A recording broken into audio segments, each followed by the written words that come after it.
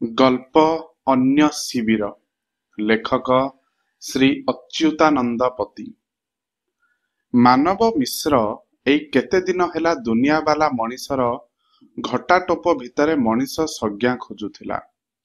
ମନରେ ପ୍ରାୟ ମରିଯାଇଥିବା ଶୁଖିଲା ଅନୁଭବର ଗଛ ଗଣ୍ଡିରେ କେଉଁଠି କେମିତି ଜିଇଲା ଭଳି ତନ୍ତୁର ଓଦା ଓଦା ଜାଗାରେ ବେଳେ ବେଳେ ସେ ଅଟକି ଯାଉଥିଲେ। ସେତେବେଳେ ତାଙ୍କର ଯନ୍ତ୍ର ଜାନୁଆର ସ୍ୱରୂପ ଭିତରୁ ନିକାଲି ଦେଇଥିବା ବିଚାରା ନିଜକୁ ଦୟା ଦେଖାଉ ଦେଖାଉ ସବୁ ଅନୁଭବ କରି କିଛି କରିପାରୁ ନଥିବା ପିଲାଟିଏ ଭଳି ସେ କାନ୍ଦି ଉଠୁଥିଲେ।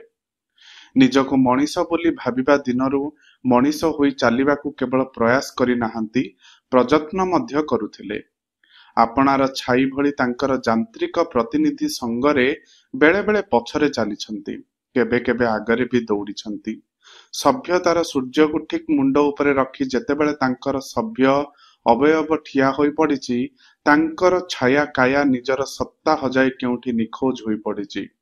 ପୁଣି ତାଙ୍କର ଅସ୍ପଷ୍ଟ ରୂପରେଖ କେମିତି କେଜାଣି କେଉଁ ଅନ୍ଧାରିଆ ଅନ୍ଧକୂପ ଭିତରୁ ଖସରି ଆସି ଜମାନାର ଦୋସ୍ତ ସାଙ୍ଗରେ ଥକି ପଡ଼ିଥିବା ଅଷାଢ଼ ପ୍ରାୟ ଗୋଡ଼କୁ କଷ୍ଟରେ ଉଠାଇଛି।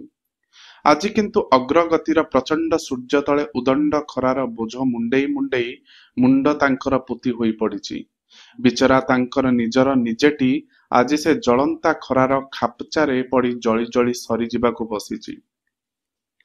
ମାନବ ମିଶ୍ରଙ୍କର ଅନୁଭବର ତନ୍ତୁ ସବୁ ସଭ୍ୟତାର ପଥର ଛେଚା ଖାଇ ଖାଇ ପଥର ପରି ଜମାଟ ବାନ୍ଧି ଯାଇଥିଲା। ରାତିରେ ଦିନେ ନିଜର ନିଛାଟିଆ ଘର ଭିତରେ ପଥର ମଣିଷ ସ୍ଥାଣୁ ମାନବ ମିଶ୍ର ଫାଙ୍କା ଆଖିରେ ସବୁ ଦେଖି ଦେଖି କିଛି ଦେଖିପାରୁ ନଥିଲେ। ତାଙ୍କର କାଠର ଟେବୁଲ ଉପରେ ଇସ୍ପାତର ଫୁଲଦାନୀ ମୁହଁରେ ରଙ୍ଗ କରା ପ୍ଲାଷ୍ଟିକର ଫୁଲ ସବୁ ତାଙ୍କୁ କେମିତି କେମିତି ଦିଶୁଥିଲା। ଆଲୁଅ ପାଖକୁ ଆସୁ ଆସୁ ଫୁଲଦାନୀ ଭିତରେ ପଶିଯାଇ ବାରବୁଲା ଆଲୁଅ ପ୍ରେମୀ ପୋକଟିଏ ଫୁଲଦାନୀର ଇସ୍ପାତ କାନ୍ଥରେ ପିଟି ହେଉଥିଲା। ଏଇ ପିଟି ହେବାର ବ୍ୟାକୁଳତାର ଟୁଙ୍ଗଟାଙ୍ଗ ଅନୁରଣନ ମାନବ ମିଶ୍ରଙ୍କ ଭିତରେ ଶକ୍ତ ପଥର କାନ୍ଥରେ ଧକ୍କା ମାରୁଥିଲା। ସେଇ ଦିନର କଥା। ମାନବ ବାବୁଙ୍କ ଚାକିରି ଚୌହଦିରେ ତାଙ୍କର ଉପର ଚୌକିକୁ ପ୍ରମୋସନ ହୋଇଯାଇଛି। ତାଙ୍କ ଚାରି ପାଖରେ ଘର ବାହାରେ ସବୁଠି ଅନେକ କିଛି ଖୁସିର ପରିବେଶ ଆସିଛି। କିନ୍ତୁ ତାଙ୍କର କେମିତି ପ୍ରମୋସନ ହେଲା? ହଁ, ପ୍ରମୋସନର ପ୍ରମୋଦ ଚିଟାଉ ଓ ତା ସାଙ୍ଗରେ କିଛିଟା ବଧେଇକୁ ପୁଟୁଳା କରି ଏକ ସ୍ୱତନ୍ତ୍ର ବେଠିଆ ହାତରେ ବୁହାଇ ତାଙ୍କ ପାଖରେ ପହଞ୍ଚାଇ ଦିଆଗଲା। ଏଇ ସଫଳତାକୁ ହାତକୁ ଆଣିବା ଲାଗି ସେ ବର୍ଷ ବର୍ଷ ହେଲା ପାରମ୍ପାରିକ ଦାମ ଦାଖଲ କରି ହାତ ପାତି ଆସିଛନ୍ତି। ପାଇନଥିଲେ। ତାଙ୍କ ମୁଦ୍ରାର କ୍ରୟ ଶକ୍ତି ଆଜିର ବଜାରରେ ଅଚଳ ହୋଇ ପଡ଼ିଛି। ସେଦିନର ଆଗ ଦିନ ରାତିରେ ଜମାନାର ଚାହିଦା ମେଣ୍ଟାଇବାକୁ ଯାଇ ନିଜେ ନିଜର ମଣିଷଟିକୁ ଟେକି ଟେକି ନେଇ ନର୍ଦ୍ଦମା ଭିତରେ ଫିଙ୍ଗି ଦେଇଥିଲେ। ସଞ୍ଜ ଆସିଥିଲା। ବିଶ୍ୱ ବ୍ରହ୍ମାଣ୍ଡର ସବୁ ଅନ୍ଧାରକୁ ମୁଣ୍ଡାମୁଣ୍ଡି କରି ତାଙ୍କ ଉପରେ ଖଣ୍ଡ ଖଣ୍ଡ ବରଫ ପଥର ପରି ଲଦି ଦିଆଗଲା ବୋଲି ସେ ଅନୁଭବ କଲେ। ମିସେସ୍ ମିଶ୍ର ଓରଫ ତାଙ୍କର ଅର୍ଦ୍ଧାଙ୍ଗିନୀ ପାବନୀ ଦେବୀଙ୍କ ଯୋଜନାକୁ ସେ ବାଧ୍ୟ ଶିଶୁ ଭଳି ସ୍ୱୀକାର କରି ନେଇଥିଲେ। ଯୋଜନାକୁ ଜାଣି କିଛି ନ ଜାଣିଲା ଭଳି ଶିଷ୍ଟାଚାରର ଦ୍ୱାହି ଦେଇ ସେ ସବୁ କିଛି କରି ଯାଇଥିଲେ। ରାତିର ବୟସ ବଢ଼ି ବଢ଼ି ଯାଉଥିଲା। ମାନବ ମିଶ୍ରଙ୍କ ଉପରେ ଜଡ଼ତା ଚଢ଼ି ଚଢ଼ି ବସୁଥିଲା। ତାଙ୍କ ପୁରୁଷକାରର ହୁଙ୍କାରର ତଣ୍ଟି ପଡ଼ି ପଡ଼ି ଆସୁଥିଲା। ମହାମାନ୍ୟ ସୁପର ବସ୍ ଆସିବା ହେଲେ। ତାଙ୍କ ଚାକିରି ସଂସ୍ଥାର ସର୍ବୋଚ୍ଚ କର୍ତ୍ତା ତାଙ୍କ ଘରେ ସାନ୍ଧ୍ୟ ଭୋଜନ ପାଇଁ ପଦାର୍ପଣ କରି ତାଙ୍କୁ କୃତକୃତ୍ୟ କଲେ। ପାବନୀ ପୋଛଟି ଆଣିବାକୁ ଆଗେଇ ଗଲା। ସେ ଦେଖିଥିଲେ ପାବନୀ ନୁହେଁ, ପାବନୀ ଦେବୀ ଅର୍ଥାତ୍ ମିସେସ୍ ମିଶ୍ର ଗଦଗଦ ହୋଇ ବସ୍କୁ ଚଳାଇ ଆଣୁଛନ୍ତି। ତତ୍କାଳୀନ ସମସ୍ତ ପ୍ରକାର ସମ୍ଭାଷଣ କାର୍ଯ୍ୟକ୍ରମରେ ଶ୍ରୀମତୀ ମିଶ୍ରଙ୍କୁ ସଖ୍ୟ ଓ ସାମର୍ଥ୍ୟ ଦେଇ ସେ ବି ନିଜକୁ ଧନ୍ୟ ଧନ୍ୟ କରାଇ ନେଲେ। ଭିତରର ଦୁସ୍ତତା ଉପରେ ତଥିପରି ତଥି ଦାମିକା ପୋଷାକରେ ପଟି ଭିଡ଼ି ସେ ଜଣେ ସମ୍ପୂର୍ଣ୍ଣ ସୁସ୍ଥ ବ୍ୟକ୍ତି ଭଳି କାର୍ଯ୍ୟକ୍ରମର ପ୍ରତିକ୍ରମକୁ କରି ଯାଇଥିଲେ। ବସ୍ ମହୋଦୟ କେବଳ ଶାଳୀନ ନଥିଲେ, ସ୍ନେହଶୀଳ ମଧ୍ୟ ଥିଲେ। ରାତ୍ରି ଭୋଜନର ପୂର୍ବ କ୍ରମରେ ବ୍ୟସ୍ତ ରହି ମିସେସ୍ ମିଶ୍ର ରୋଷେଇ ଘରେ ପ୍ରାୟ ଆବଦ୍ଧ ହୋଇ ପଡୁଥିଲେ। ଆଉ ସେ ନିଜେ ମାନବ ମିଶ୍ରଙ୍କର ଟହଲିଆ କାମ କରି ଏପାଖ ସେପାଖ ହଲି ହଲି ବେହାଲ ହୋଇ ପଡୁଥିଲେ। ତେଣୁ ବତ୍ସଳ ବସ୍ ମହୋଦୟ ରୋଷେଇ ଘର ବାରଣ୍ଡାରେ ବସି ବରଂ ମିସେସ୍ ମିଶ୍ରଙ୍କ ସହ ଗପସପ କରି ସମୟ କଟାଇବାଟା ବେଶୀ ଉପଭୋଗ୍ୟ ବୋଲି ପସନ୍ଦ କଲେ। ଏହା ଅବଶ୍ୟ ବସ୍ଙ୍କର ଏକ ଅସାମାନ୍ୟତାର ସୂଚନା। ହଠାତ୍ ଯଦିଓ ଯଥେଷ୍ଟ ଡେରିରେ ଶ୍ରୀମତୀ ମିଶ୍ର ବ୍ୟସ୍ତ ହୋଇ ପଡ଼ିଲେ। ମାନବ ବାବୁଙ୍କୁ ଏକୁଟିଆ ଡାକି ବସ୍କୁ ଶୁଣେଇ ଶୁଣେଇ ତାଙ୍କ ବ୍ୟସ୍ତତାର କାରଣଟାକୁ ଜଣାଇଦେଲେ। ମାରାତ୍ମକ ଭୁଲ, ଅତିଥିଙ୍କ ପାଇଁ ପାନୀୟ ଆସିପାରିନି। ମାନବ ବାବୁ ତାଙ୍କ ତ୍ରୁଟିର ବ୍ୟାଖ୍ୟା କଲାବେଳେ ବସ୍ ନିଜେ ମିସେସ୍ ମିଶ୍ର ଫେରିଆସି ଯେପରି ନିର୍ଦ୍ଦେଶ ଦେଲେ ସେପରି ପାଳନ କରିବାକୁ ମାନବ ବାବୁ ବସ୍ଙ୍କ ଘରୁ ନିର୍ଦ୍ଦିଷ୍ଟ ଛାପାମାରା ବୋତଲ ଆଣିବାକୁ ଡ୍ରାଇଭରକୁ ଧରି ବସ୍ଙ୍କ ଉଆସକୁ ତତ୍କ୍ଷଣାତ୍ ରମାନା ହେଲେ। ତାପରେ ପ୍ରମୋସନ ଆପେ ଆପେ ଆସିଲା। ମାନବ ମିଶ୍ର ତାଙ୍କ ଚାକିରିର ସମ୍ପତ୍ତି ସାଧୁତା, ସରଳତା, ନିରସଳତା, ନିୟମାନୁବର୍ତ୍ତିତା, ଅତିବାଧ୍ୟତା ଇତ୍ୟାଦି ଇତ୍ୟାଦିର ଟୋକେଇ ମୁଣ୍ଡେଇ ରାଜଦାଣ୍ଡରେ କେବଳ ଚାଲୁଥିଲେ। ତାଙ୍କର ଠିକଣା ମୁଣ୍ଡକୁ ରାସ୍ତା ଲମ୍ବି ଲମ୍ବି ଯାଉଥିଲା। ସୁକର୍ମା ମହାପାତ୍ର ତାଙ୍କ ସାତ ପଛରେ ଚାକିରିରେ ପଶି ଆରମ୍ଭରୁ ପୁରାପୁରି ଫାଙ୍କା ମାରି ତାଙ୍କ ମୁଣ୍ଡ ଉପରେ ହେଲିକପ୍ଟରରେ ଚଢି ଉଡ଼ିଗଲା। ସେ ଚାହିଁଛନ୍ତି, ଚମକିଛନ୍ତି, ଚିନ୍ତିତ ହୋଇଛନ୍ତି। ଅବଶୋଷରେ ଗୋଡ଼ ତାଙ୍କର ଥକି ପଡ଼ିଛି। ଆଣ୍ଠୁ ଗଣ୍ଠିରେ ତାଙ୍କର ଅବସାଦର କଳଙ୍କି ଜମି ଜମି ଆସିଛି। ସେ ଭାଙ୍ଗି ପଡ଼ିଛନ୍ତି, ତଥାପି ଚାଲୁଛନ୍ତି।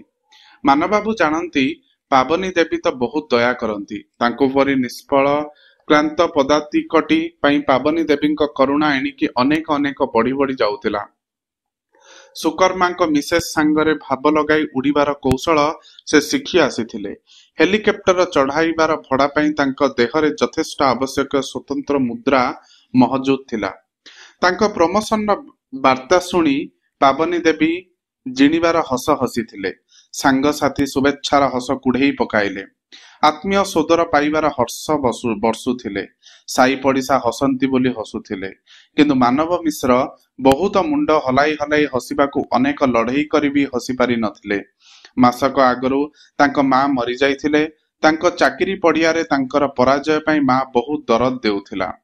ସେ ତାଙ୍କୁ ମଣିଷ କରିଥିଲା, ପଦସ୍ଥ କରିଥିଲା। ତାଙ୍କ ପାଇଁ ଅଜୁ ଅଙ୍କଲ ସାଙ୍ଗରେ ଝଗଡ଼ା କରୁଥିଲା। ହଁ, ଅଜମ ଅଜୁ ଅଙ୍କଲ ଅଦ୍ଭୁତ ମଣିଷ। ତାଙ୍କ ପାପ ପୁଣ୍ୟର ପଟାନ୍ତର ନାହିଁ। ମନ ଚଟିଲେ ସେ ମାରି ଦେଇ ପାରନ୍ତି, ମନ ଉଠିଲେ ସେ ତାରି ଦେଇ ପାରନ୍ତି। ବାପା ତାଙ୍କର ଛୋଟ ଛୁଆ ଭଳି ନିତାନ୍ତ ସରଳ ଥିଲେ। ତାଙ୍କର ଅତ୍ୟଧିକ ଭଲ ପଣିଆ ପାଇଁ ସେ ସମସ୍ତଙ୍କ ଆଖିରେ ଅପଦାର୍ଥ ହୋଇ ପଡୁଥିଲେ। ଅନେକ ଅସୁବିଧା ବେଳେ ଅଜୁ ଅଙ୍କଲ ବାପାଙ୍କୁ ଅଯାଚିତ ଭାବରେ ଉପରେ ପଡ଼ି ସାହାଯ୍ୟ କରୁଥିଲେ। ତାଙ୍କୁ ସେତେବେଳେ 8-9 ବର୍ଷ। ସେତେବେଳେ ସେ ଯାହା ଯେମିତି ବୁଝୁଥିଲେ ବୁଝିଥିଲେ। ପରେ ସେ ଠିକ ଜାଣି ନେଇଥିଲେ ଯେ ଅଜୁ ଅଙ୍କଲକୁ ମା ତାଙ୍କର ବନିଶୀରେ ନିଶ୍ଚୟ ଟାଣି ଆଣିଥିଲା। ବାପାଙ୍କୁ ମା କେବଳ ଅପସନ୍ଦ କରୁନଥିଲା, ଖାତିର କରୁନଥିଲା। ବାପା ସବୁ କଥାରେ ଚୁପଚାପ ରହୁଥିଲେ।